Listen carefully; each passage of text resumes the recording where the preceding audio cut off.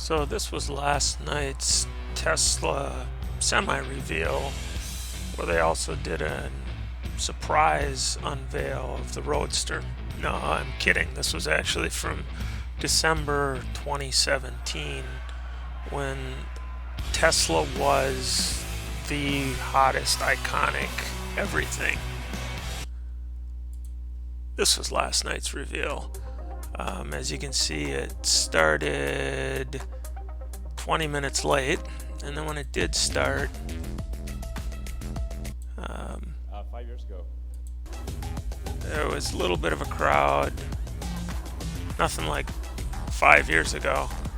Hey everyone. And as they went through, it was more important to notice what wasn't mentioned and what wasn't talked about, because really they just showed a truck and they introduced some guys from Pepsi, and that was kind of the whole thing, and it was over in about 35 minutes. The biggest shock, if you're going to be doing a semi, regardless of mileage, regardless how it does, the big element that's going to be important is going to be self-driving, full self-driving. For sure, highway travel. We're probably only a month away from having autonomous driving, at least for highways. Yeah, we all know how that all went, and that we still don't have full self-driving, and they didn't talk about it last night, so you know where that's headed. Gary Black pointed out on Twitter something that was intriguing, that they had been showing their cars, the semi, the cybertruck, and the Model 2, but now they're saying robo-taxi. And based on what we just talked about, the fact that full self-driving he's been promising for a decade, it's still not here. There's no way that robo-taxi is going to be here for years. So that probably means that anybody that's interested or thinking about Model 2, it's been 2 years since they announced the Shanghai Design Studio, talked about a Model 2, talked about that lower cost vehicle with a much shorter battery range for European and Asian markets. Clearly it's the right next vehicle to do. Apparently it's dead in the water because it's not even on their agenda anymore. So that was something they didn't bother to talk about. The other one that you would have expected is it's been since 2019 that they did the introduction of the Cybertruck, and we expected those to be rolling out of the GigaTexas plant sometime in 2021. Wasn't mentioned at all. Doesn't look like it's going to be coming anytime near term in 2023. So for all the talk about Twitter overhang, there's other problems with Tesla stock right now. GigaTexas, again, this was 7 months ago when the plant had its Giga Rodeo and everything was all ready to go, and we thought it was going to be like Shanghai. Remember Shanghai, 13 months from grass field to full-blown pounding out factory, shooting out equipment.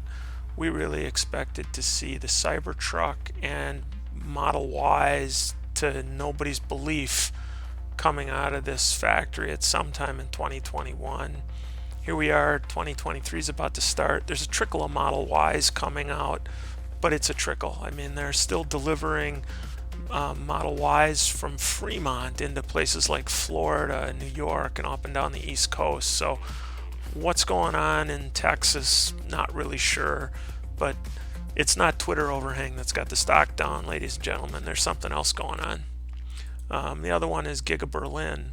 This is from August 2020 that they had started building. And again, based on what had happened in Shanghai, from a field to Model Ys rolling out the door in 13 months, they broke ground in May of 2020. Everybody had every expectation that in spring of 2021, this factory would be pounding out cars. Here we are at the end of 2022.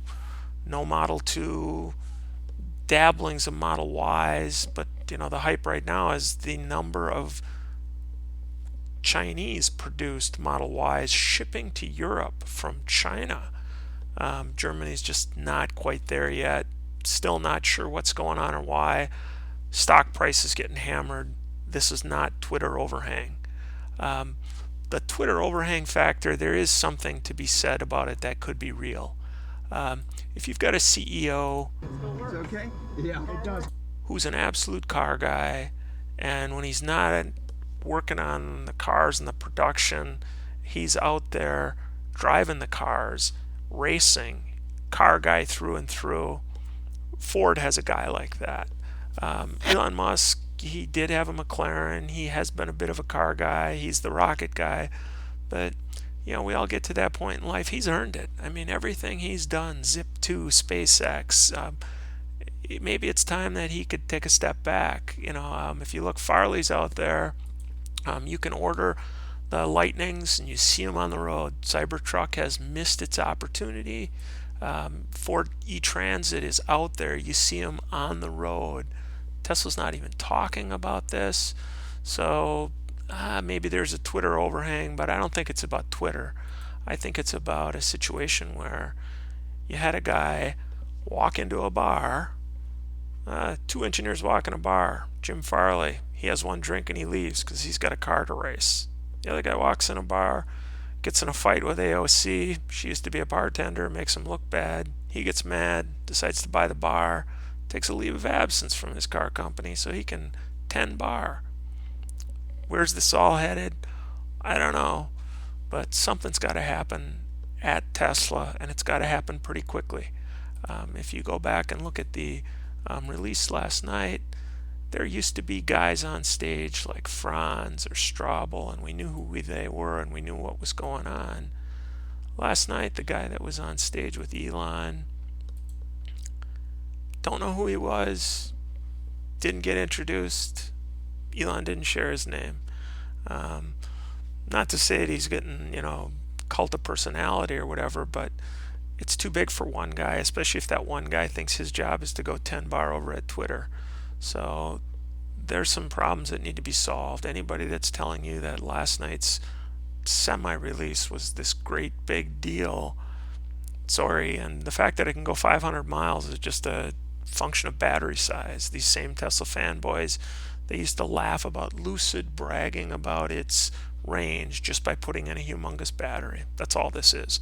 Again, the biggest things that should have been discussed last night that we did not hear would have been update on where we're at on the Cybertruck, update on production volume out of Texas and GigaBerlin, update on 4680 batteries, don't know what's going on there, update on Model 2, and pointing out that these trucks are going to come with full self-driving. But, again, he's been promising that for a decade. So, again, this guy that we're looking at right now, he's the Da Vinci of our time. He's earned a rest. He did Zip2. He did SpaceX. He got the EV revolution going. He turned Tesla around in 2008. This guy has accomplished more in his lifetime than any of us alive on the planet today can even dream about. Even dream about claiming to contemplate. The guy is an absolute phenom. But he's on to something else right now. And when he gets that all sorted out, great. But until then, he needs to put some other people in charge of some of this stuff. Let the thing go. Let it happen.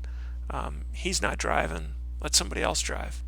So that's my take on what I saw last night. Sorry to say, Tesla's still my biggest holding. It is still the stock to have.